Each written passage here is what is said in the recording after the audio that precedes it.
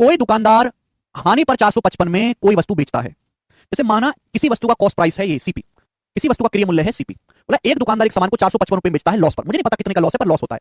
दुकानदार एक सामान को 455 रुपए में बेचता है और 455 रुपए में बेचने पर उसको क्या होता है, बेचारे को नुकसान होता है, लेकिन कॉस्ट प्राइस से कम में बिका। यदि वह इस वस्तु को 490 रुपए में बेचता है तो उसे हुई हानि के 4 गुना धनराशि के बराबर लाभ होता है। यह है मेरे दोस्तों, एक किसी दुकानदार को 455 रुपए में बेचने पर लॉस होता है।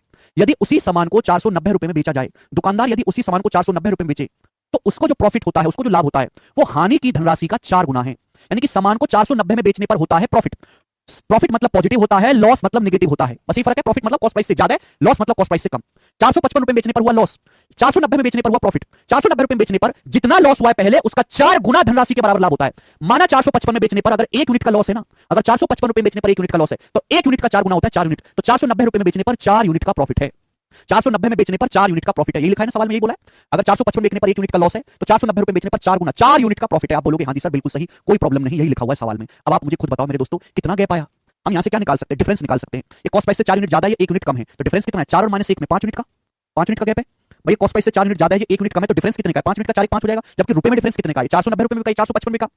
रुपए में कितना डिफरेंस है? 490 में से 455 घटाओ 35 रुपए, तो 5 यूनिट की वैल्यू आ गई 35 रुपए। 490 में से 55 घटाओ 435 रुपए, तो 5 यूनिट की वैल्यू 35 रुपए है। तो आप चाहे यहां से सॉल्व कर लो सवाल को, चाहे यहां से, दोनों से सीपी आ जाएगा। 5 किलो 35 रुपए है, तो 1 यूनिट की वैल्यू कितनी है? 7 रुपए। 1 यूनिट की वैल्यू है 7 रुपए, 5 7 35 है ना।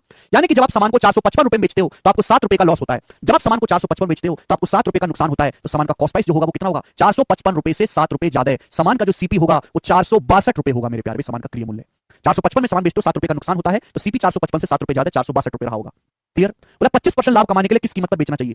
462 पर 25% लाभ कमाने के लिए किस कीमत पर बेचना चाहिए? देखो 25% मतलब 1/4 लाभ कमाना है, तो ये तो होगा नहीं ना, ये होगा भाई। 462 का 462 तो रहेगा, इसका 25% और निकालो। अगर 460 होता, 460 का 25% 115, ये 2 हो गया। 2 का 1/4 कितना होता है? 0.5 तो ऐड करेंगे तो कितना आएगा? 577.5 रुपए। ये ऑप्शन इसमें बेचना चाहिए। कम सवाल। 462 का 25% निकालो, मैंने कैसे निकाला? 460 प्लस 2, 460 का 25% 115, 2 रुपए का 25% 0.5 और ऐड कर दिया, ये आगे सेलिंग प्राइस 577.5। ये है इस टाइप के सवालों को करने का तरीका, एक स्टेप में आप कर पाओगे। ठीक है जी, आगे चलेंगे।